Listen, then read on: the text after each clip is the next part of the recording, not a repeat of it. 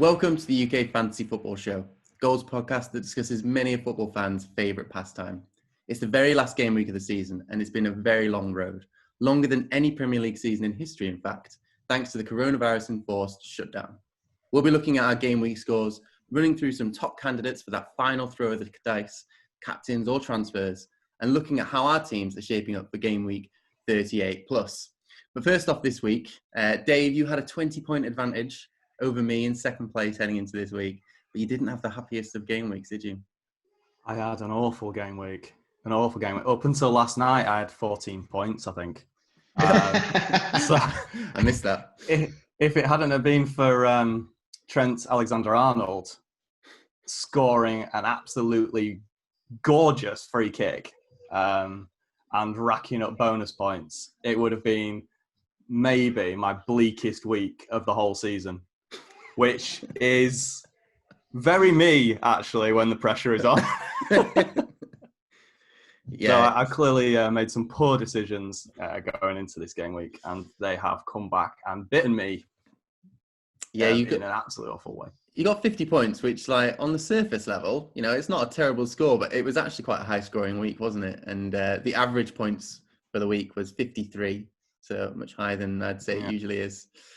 So it kind of put it into perspective. But then I guess what also played a factor in that was the very fortunate free hit of a week that I had, where it seemed like almost everything went right for me, where I got 80 points, which, considering I was a little bit sceptical of my tactics heading into this week with 3 Brighton players in my squad, it turned out to be a bit of a dream week. So I started so well with Pope getting 6 points. Brighton defenders, 2 of them, got me 14 points between them.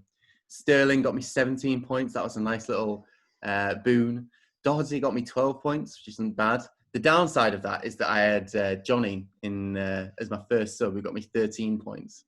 So I could have done even better. And I had Dunk as well on my bench with 8 points. But Greenwood, Martial, Salah, Ings, they all got me something. It was pretty much just 2 players that didn't get me any points, really, which was Vardy and Mahrez. And I thought, maybe I could have dropped them for those other 2 players who had done better. But realistically, I don't think anyone in their right mind is going to start Dunk over Jamie Vardy. Are they really? You know, that's not a decision you'd typically make. So I don't think it was. I don't think I could have done too much better. Maybe starting Johnny instead of Webster, but you know, I've still managed to get essentially an 11-point lead over you, which, considering I was 20 points behind, 5 days ago? I'll take that. Yeah, sticking Sterling in was that's my regret. Like, it's just that's paid off dividends there for you in that game week, and choosing Mahrez over him is just my biggest regret going into these last few game weeks, and it's painful watching him racking up the points. So yeah, and obviously it's not Dave. It's not painful. It's brilliant. You're enjoying it, yeah. David Silva not playing as well was another massive blow for me this week. So, Pep kept him on the bench. Clear, I would like to think he's resting him for this last game. The testimonial match against Norwich. I also captained David Silva, which was, again, another terrible decision. Although my previous captain and vice-captain, Bruno Fernandes, seems to have disappeared off the face of the earth. So he's not really been racking up the points either. For us. So 1 point he got, which is quite rare for him, isn't it? Yeah. He's not looked as. It's not had. It doesn't seem to have had as much impact in the last couple of matches. Sam, no, how you doing? Yeah, I did reasonably good, above average as usual. 63 points. I was pretty pleased because I took Seiss out and transferred him in for Doherty. Seiss didn't play. Doherty got 12 points. And before the Chelsea-Liverpool match last night, I had Aurier on the bench, got another clean sheet, 6 points. I was like, saw Pulisic wasn't playing. I was like, I wouldn't mind if he doesn't come on. He did come on. I was like, at least I'll get a point or 2. I got 9 for him. So he is been I've only had him in for a couple of game weeks, but he's pulled in 15 points that's really good. And Martial, another assist, captained him still, bringing me 10. And Giroud got another goal. So yeah, everything worked pretty tidily. Still had Bruno, and he got 1 point, obviously. And Maguire only got 2. But apart from that, everyone gave me something. Another strong game week. 100 points, 108 points clear you are now. So I think while you're not technically the champion yet, because I guess in some weird mathematical way, one of us could catch you, but it would take beyond a miracle, I think, at this point. So it would pretty much take you like removing all of your players and taking a minus 50 hit for us to have a chance. Yeah, and I'm not going to do that. I think one of you'd have to get team of the week. Yeah. And I'd have to have a 20-point game, and you have to get, about 140, 150 points. So good luck. Although I'm in a paid league with my brother, and he paid me last night. Ah, right. Okay. Are you that far clear? Yeah. I'm enormously clear in that league, just like 90, 95 points. Not even triple figures, and he's paid out. I mean, it would be quite a deal to catch you at that point, wouldn't it? It would be, and I think that's still what spurs everyone on, because the look on my face doing the next podcast, if you indeed did catch me, would be television gold. And I did about 6-7 years ago, I did chuck away a 45-point lead on the last day of the season. That is quite something. Yeah. So it's, I've obviously got over it and forgotten about it. And it's You've learned from it. You've built on it. Seared deep into my inner psyche that compounds every decision I make in my life now. But yeah, it's just a game. It's just a game, lads. Don't let it bother you. In our public league, we don't have much movement, but Milner and Islam, who've been top for quite a long period of the season, he's gained a little bit of ground over the leader, Graham Wilshaw, but there's still 26 points of daylight between them. Graham has fallen from the heady heights of around 180 in the world to 206 in the world now, so I'm sure he's devastated about that. But that is quite something. Podcast listeners and YouTube viewers, if you've not already signed up, then you can join our league and test yourself against us for this final game week. The code to type in on the FPL website is NHC4WZ.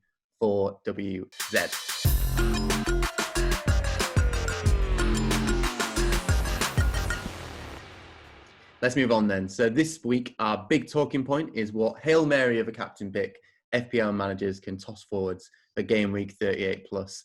I'm sure in most leagues, if you're certainly in a group league, there won't be people who will be over 100 points clear. There might be a couple of cases if you're in a small league, perhaps. But a lot of FPL managers might still be contending for the title in their league, or potentially trying to beat a mate, finish above them, have bragging rights.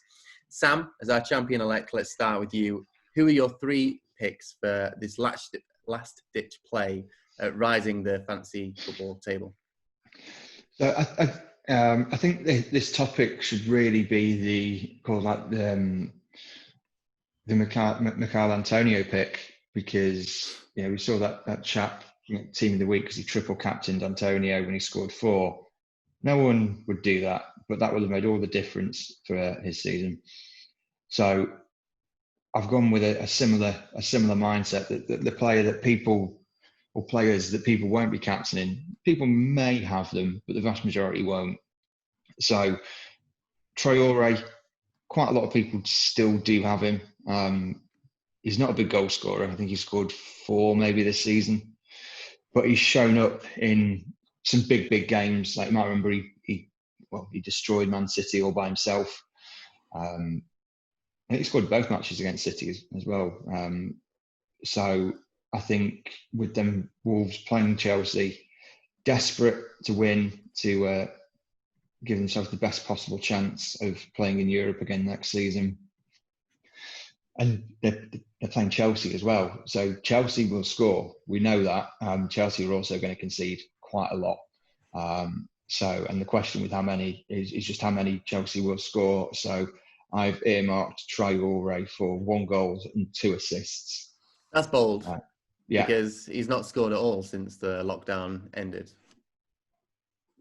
I don't make the rules up. This is why it's called a Hail Mary, Miles. They're called the facts, not the rules. Yeah. It's called a Hail Mary, not a sure thing. All right, mate. Okay, we'll see how that one goes then.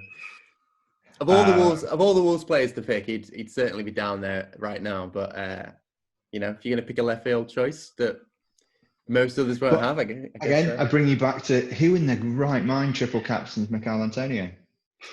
Well, that madman. To be fair, it was his first game week, so he was clearly bullshit, wasn't it? Yeah, it was. Yes. No one is the answer to that. Ruin it. Second, I've got Richarlison. It's easy-ish game against Bournemouth. He's bagged 3 in lockdown. So Calvert-Lewin, isn't firing. So I think if anyone's going to give a little dusting of joy to Everton fans at the end of their season, it's going to be him. So I've put him down for 2 goals and assist, but unfortunately a yellow card as well. So a worthwhile captain choice if you are desperate to try and claw back some points from someone. Because unfortunately, I think we're all in that position where we've got a lot of the same players. A lot of people have got Sterling or Salah, De Bruyne, Martial, Rashford. So picking those players, someone different to those players, is the only way people will obviously make a decent leap with 1 game to go. And then third, this one's a bit obvious, but it's Mason Greenwood, and I'd give him the armband because I think cometh the hour, cometh the teenager. He has got 17 goals for United this season, which is the joint most ever, along with Brian Kidd, Rooney, and George Best. Yeah.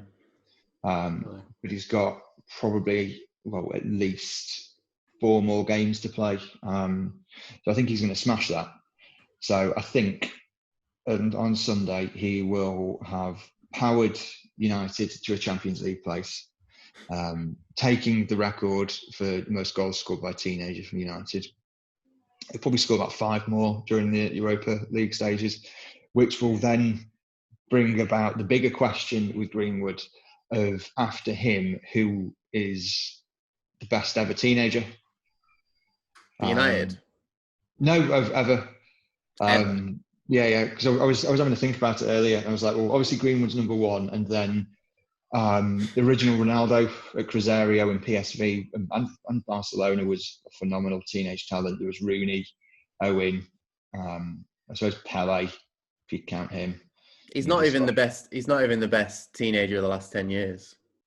Pele? No, Greenwood. Get out of town. Of course he is. No, he's not. Mbappe is better as a teenager than Greenwood. Nah. Mbappe just got a better marketing agency behind him. just top scored and won a league title and won a World Cup. That's nothing. Yeah, but it was Liga, wasn't it?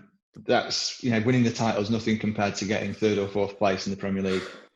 Or fifth. That's the real trophy, Miles. So yeah, I think it's a really good debate. We could have on a different podcast maybe as to who that second best ever teenager is. And yeah, all aboard the Mason train. That seems like a good shout. To be fair, he got 9 points this game week. Yeah. After a bit of a quiet period, I guess he hadn't been quite as free scoring in the past few games, but he's so cheap. Like, he's such an FPL bargain. Like, if you want someone, a third striker who's going to get you some points, there's not anyone really better right now. So captain's certainly bold, but they have, Leicester, isn't it? Yeah. Whose defense certainly leaves something to be desired. Scored, none, but conceded 3 against Spurs during midweek. Had lots of their top defenders out at the moment. All right, I'll go through mine next then. So, first off, and I think this is probably my favourite of the 3 picks, is Raheem Sterling, who had a brilliant week for me. 17-point haul. Made me wonder, where have you been all my life? I've barely had him all season. I don't think I've had him all season, in fact. Maybe right at the start when he was scoring quite freely, and then he stopped, and I think most FPL managers dropped him. But the past 6 game weeks, he's bagged 17 points, 1 point, because he played half the match, 21 points, 10 points, another 1 point, and then 16 points. The problem, I guess, with Sterling is that he isn't getting consistently sort of low double figures, but he's either smashing out of the park with 15 plus, or he's not scoring and he's getting pulled off or getting thrown on for a cameo and he's getting 1 point. But you would think, last game of the season, Pep will like to go out with a bit of a bang. And it's always tricky trying to decide on if you wanted to captain or even pick a Man City player, who's that going to be? But Sterling right now, for me, is the person you would probably gravitate towards. Most of the season, it was probably De Bruyne because he was just so damn consistent. And there probably is a case to be made for De Bruyne being a bit of a backup option. But he's not scored more than 7 points in any of his last 5 matches, De Bruyne. Whereas with Sterling, it's 3 of the last 5, maybe even 4 of the last 5. So if you're going to pick a Man City, it is a good shout. I think Sterling, he's been the absolute FPL pick for the last few games from the Man City team. I was thinking about putting him in as a transfer, but again, there's that fear that he will be benched or something. Like, it could easily happen, and Mahrez will go in. Despite the fact Sterling's been on fire and he's been producing the goods for them. I don't think that even comes into the equation when selecting the Man City team, necessarily how a player played in the last game. It's probably just more to do with, has he done enough for a rest, which he would say he has. It's just like you spend your time trying to get into a bit of the mind of like how the players are picked in the Man City team. So, yeah. A roulette wheel. Yeah, De Bruyne has been disappointing, really, because when you watch the Man City games, you're kind of like, come on, he's going to do something. But really, he's doing that thing where he's just like floating around and just making everything come together, which doesn't really get you any points at FPL, unfortunately. Yeah, I guess some of that motivation in the league at least is gone, hasn't it? And maybe he's saving some of that energy for the Champions League in August. Yeah. Maybe. Anyway, so there's pick 1. Pick 2 is a player who I have actually gone with my captain at the moment. I would have gone Sterling if I could afford him, but I can't. So instead, I've gone for Aubameyang, Pierre-Emerick Aubameyang. Arsenal have, I think it's Watford, isn't it, this game week, at home. Now, they were pretty disappointing, to say the least, against Villa. But Villa do have much more to play for at this point. I know Arsenal are in contention, you could argue, for a Europa League place. But realistically, their better chance was winning the FA Cup. Now, obviously, they're doing all right there. You're going to have Chelsea in the final. They knocked out Man City. They've had some pretty good results in recent weeks where they defeated Liverpool, of course, new reigning champions. But yeah, the Villa one was a setback. I don't think many people would have thought they would fail to score against Villa, who, by all accounts, don't have the best of defences. But Watford are another kettle of fish. Watford are a team without a manager at the moment. They're a team who are often conceding a lot of goals. Aubameyang, the reason I'm sort of gravitating towards him is because the last time Arsenal played a team that looked really, really crap was against Norwich a few match weeks ago. And he absolutely smashed it then. And I think I had him as my captain then as well. So that's the similarities are there and are drawing me towards it. And he'll probably get 2 points and do fuck all. But I'm living in hope that he will get a few points and finish Arsenal's league season at least with a bit of a cherry on top before they head towards the FA Cup final next week. What are your guys' thoughts on Aubameyang? Reckon he'd be a decent pick? Yes. I think he will. I think it will be. It could very well be his last game for Arsenal. Well, no, because he'll play the FA Cup final, won't he? It could be his last Premier League game. So I think it's worth a shout. If he is Arsenal's goal scorer, isn't he? So if you're going to back anyone, I'd back it. I'd like what Arteta is doing with Arsenal at the moment. Obviously, it's not perfect, but nor is Arsenal's squad and the tools he has to work with. So, yeah, P is very much the jewel in that crown. So it's worth a shout. He's still a lot of cash, though, isn't he? Yeah. I think he's probably more one that if you have him already, or if you have a striker that's quite expensive and you're thinking about cashing in, then he's probably a decent decent captain pick. But if I didn't have Aubameyang in my team, I wouldn't try to force him in. I'd probably go towards Sterling if I really wanted to make a big money transfer. But I've got Aubameyang still, so I'm going with him. Yeah, all my money's tied up in midfielders. Up front, I've got a 4.3, 6.7, and 8.1. So I'd have to do some very creative accounting to be able to fit him in. And I just see midfielders as better value than attackers at the moment. Is Lacazette a shout at all? I mean, he scored against Liverpool, then scored against, who was it, last week they played? Oh no, they lost last week, didn't they? He scored against... He scored the last two for Arsenal, hasn't he?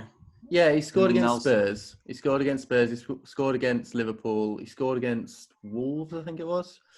And he got an assist against Liverpool as well. So he has racked up a few points in the last few game weeks. Just as if you don't count the 1-0 defeat to Villa this week. But he's been more consistently Aubameyang for points. Yeah, Aubameyang kind of like there's only 2 match weeks since the lockdown ended that he's been getting any points in really. But he's that sort of player, he scores 1 in a match, he might score 2 or 3, so hence sticking with him. My third pick, by the way, is Jamie Vardy. So this is the one I'm least confident about. It certainly is a Hail Mary in more of the sense that Sam is talking about, the Antonios of the world. Now, I think Leicester still have a chance of beating Man United. I'm less confident now than I was last week with them having been smashed by Spurs. I think that United probably are slight favourites now, even though it's an away match against another team competing for the Champions League place. But Leicester's defence, I think, it's fair to say, is looking ropey at the moment, as we've already discussed. But for me, the difference in this could potentially be Vardy, because he is such a big game player. He does turn up in those matches that Leicester need him to. He is a really streaky player. So, if he scores 1, he might score a couple, 1, 2 or 3, a bit like Aubameyang. And, United's defence is far from foolproof, as we saw this week with conceding against West Ham, and before that at the weekend, the FA Cup against Chelsea. There are some things there that they could certainly do with working on, I guess, in between the seasons. But so yeah, for me, Vardy is the sort of player who you'd want to throw in and potentially could do really well. It's the sort of player he'd really love to troll United and get those points. And it's been, they only had 1 season, didn't they, in the Champions League, Leicester? I'm sure they'd like to be back. And Brendan Rodgers, although his team has fallen apart a little bit, he is still a pretty decent manager. And I don't know, it'll definitely be probably the most interesting match for me that on Sunday, the Leicester Man United one.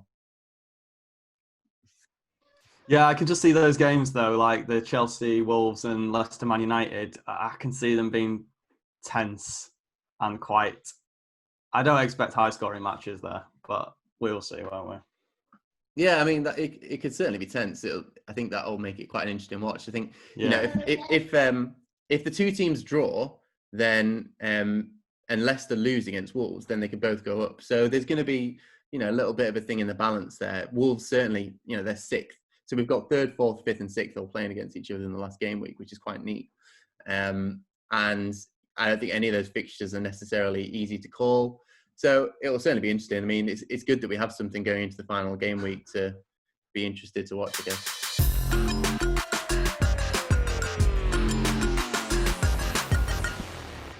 What about you, Dave? Who have you gone for as your 3 wildcard picks?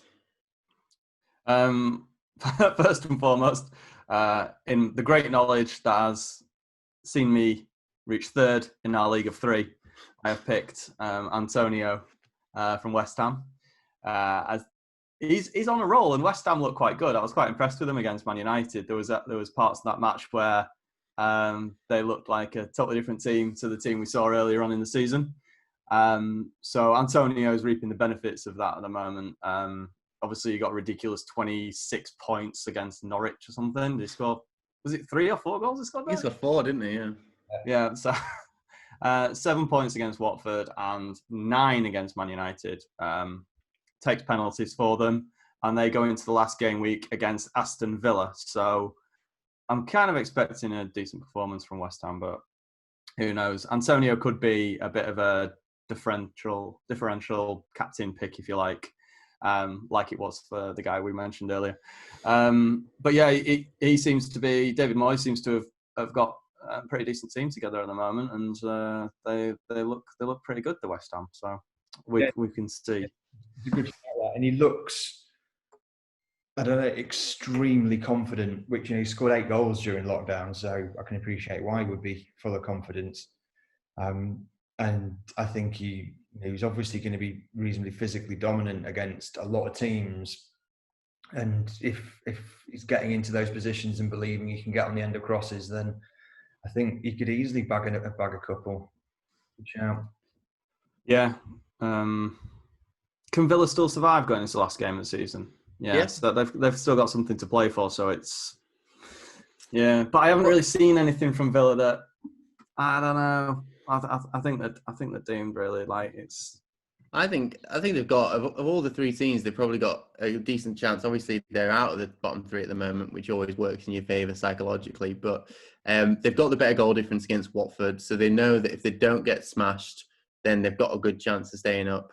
Bournemouth would have to beat Everton, which away from home might be quite difficult, and Watford would have to lose by fewer goals to Arsenal than Villa would lose to West Ham. And I just think all those things coming into play, like Watford really did blow it over the Watford blew it and also Villa came back into it. But I would have said, if you'd asked me a week ago who's going down, I wouldn't have thought that Villa could survive. But they've pulled off a great win, and you have to say with the way that the goal differences have changed that they've got a decent chance now. Yeah, just looking at that, the only what could happen there is Bournemouth pull themselves out of it if Villa are on the end of a bit of a hammering.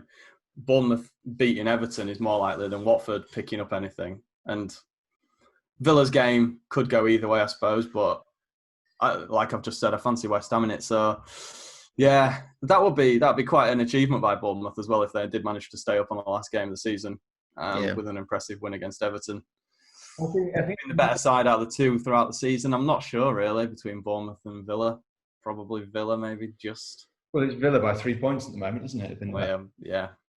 I think if anyone's going to survive and it'd be a bit more of a miracle, it would be Watford though, because I think before Pearson signed and joined them as their manager, I think they'd won 1 all season, and they were so deeply rooted to the bottom to still be in it on the last day of the season. It's actually pretty remarkable. And obviously Pearson has since been sacked for just Watford reasons, I suppose. Such a brutal club to be a manager at is Watford. You know, the wind blows in the wrong direction and you're gone. Exactly. So I think he's not there anymore. But if they do somehow survive, and I don't think they will, I do think the Watford hierarchy will owe Nigel Pearson a few beers. Yeah. He gets a bonus, doesn't he? If they stay up anyway. Yeah, he gets a bonus if they avoid relegation, even though he's gone. We've got another gate crasher. Some guest appearances on this podcast. Yeah.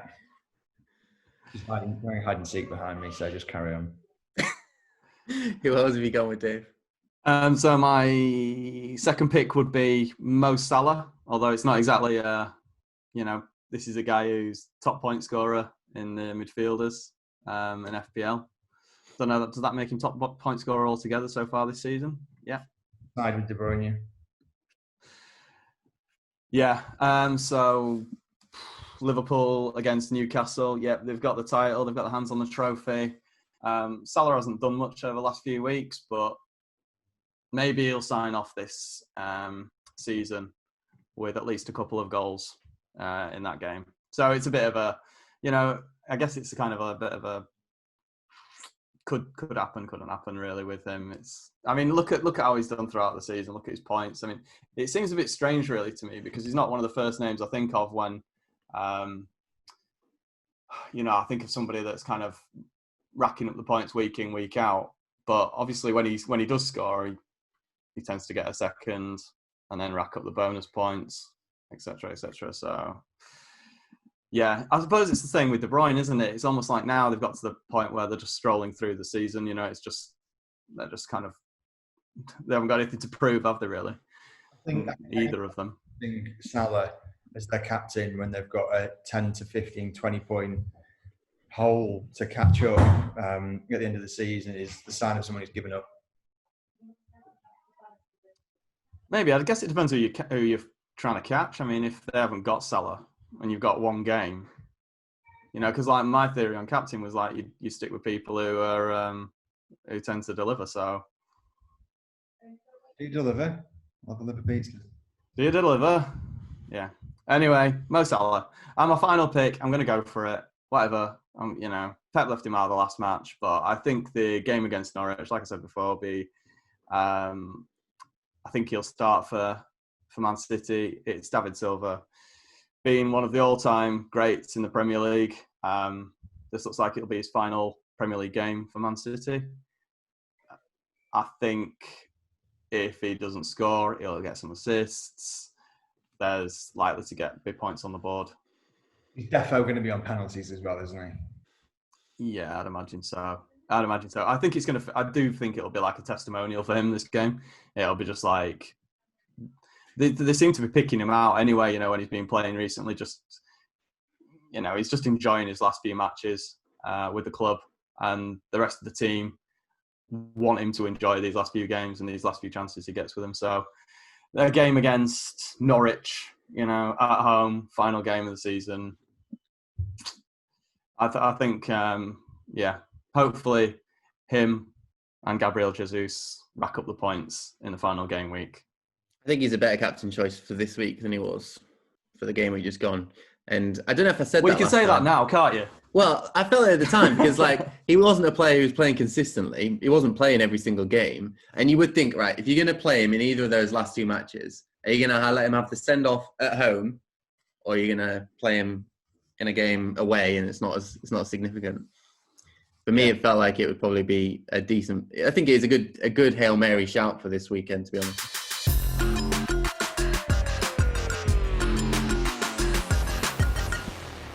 Cool, then let's look at our own teams then for game week 38 plus, which obviously being the last game week, there's probably not a whole lot. None of us have any of the special little buttons left, do we? You don't have any free hits or triple captains or anything like that. No. Sam, do you want to kick us off? Have you made any changes? No. I'm going to start Martinez in goal rather than Henderson. And I might have a little bit of fun. I might take Salah out. David Silva in. But apart from that, the lads that have powered through lockdown will be the lads that ascend onto that to raise that trophy. In my lounge, no fans, same as Liverpool basically. A dog agreeing with you there, supporting you in the background. Is that your? Is an enormous fan of David Silva.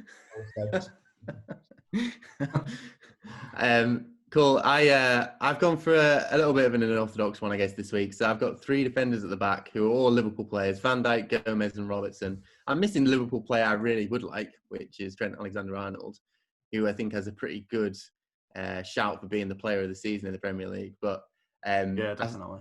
I've gone for those three because, to be honest, it's a very similar tactic to what I did the game week just gone, which worked out really well, which is put in defenders who are playing against Newcastle because we're really crap at scoring. So I'm backing that approach once again.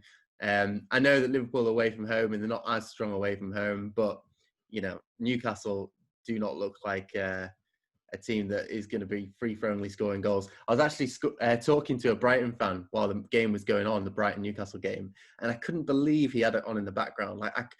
In no world, in a million worlds, would I put on that Brighton-Newcastle match. I said to him at the start, it's going to be a 0-0. It'll be a terrible 0-0.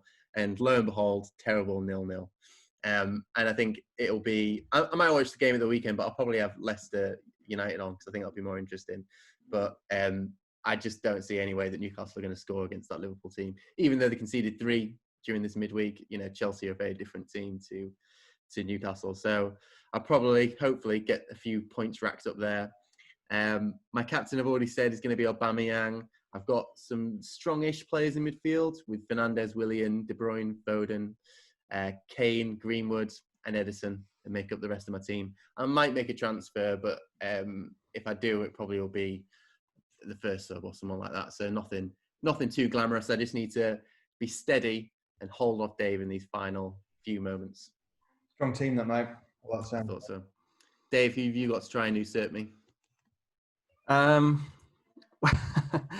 Well, I think transfer-wise, I'm going to obviously got my free transfer. I'm going to replace De Bruyne with Sterling and gamble on that Sterling will play and produce something. So the rest, that's my one transfer really. And then shifting around the rest of the team is a little bit like can't wait for the season to be over to start over with this side. So I've got Gator in goal for Palace. Obviously, they face Tottenham. Gomez and Trent and Stevens at the back. Sheffield United against Southampton. Hoping Stevens can rack up some points in that game. Southampton have been pretty good though, so who knows. Fernandes, Martial, Sterling and David Silva would be my midfield. Gabriel Jesus, Danny Ings and Mason Greenwood up front. So it's the 3-4-3 as standard. And that's pretty much because my bench is woeful. I've got Saka, who's, an option. Arsenal playing Watford, so potentially throw him in. But my midfield's pretty strong anyway, so I could maybe drop one of the strikers and drop him in. But then it's Lundstram and Bowley. Again, that Chelsea Wolves game, it's too much of a gamble for me. I'm not 100% on how that's going to go. You could just see Chelsea score. Chelsea proved last night against Liverpool they can certainly score goals. So I don't have a great deal of faith in Wolves on that one. So yeah, there's still a few question marks over it, but that's roughly our lineup. I'll either drop a striker and put Saka in as well and hope to gain some extra points from him against Watford. Did you say who you were going to captain? I might have missed that if you did. I didn't. Captain. I might stick with Silva. I think it's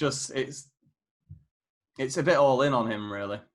I think he's certain to play, and you'd like to think he would do something. When he plays, he usually does something. So, I think that could.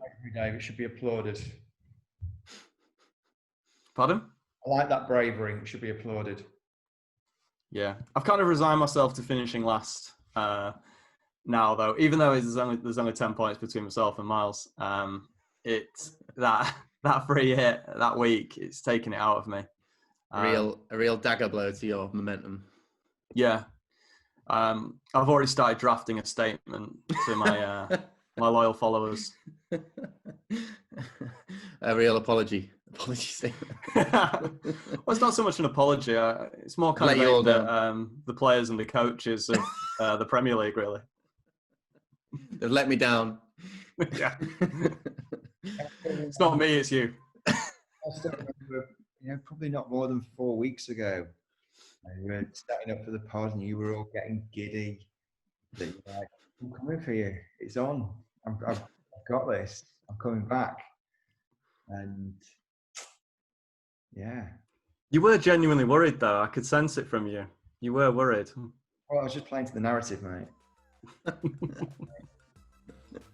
Right then, on that note, Dave, Sam, thanks very much for joining me from your homes today. Podcast listeners, YouTube viewers, you can get in touch by tweeting your fantasy football thoughts with the hashtag UKFFS.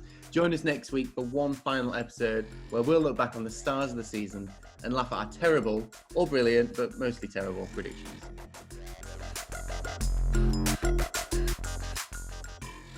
Don't forget to subscribe on Apple, follow on Spotify, or however you listen to podcasts on your favourite platform. Leave a review if you liked it, and if you didn't, what are you still doing here?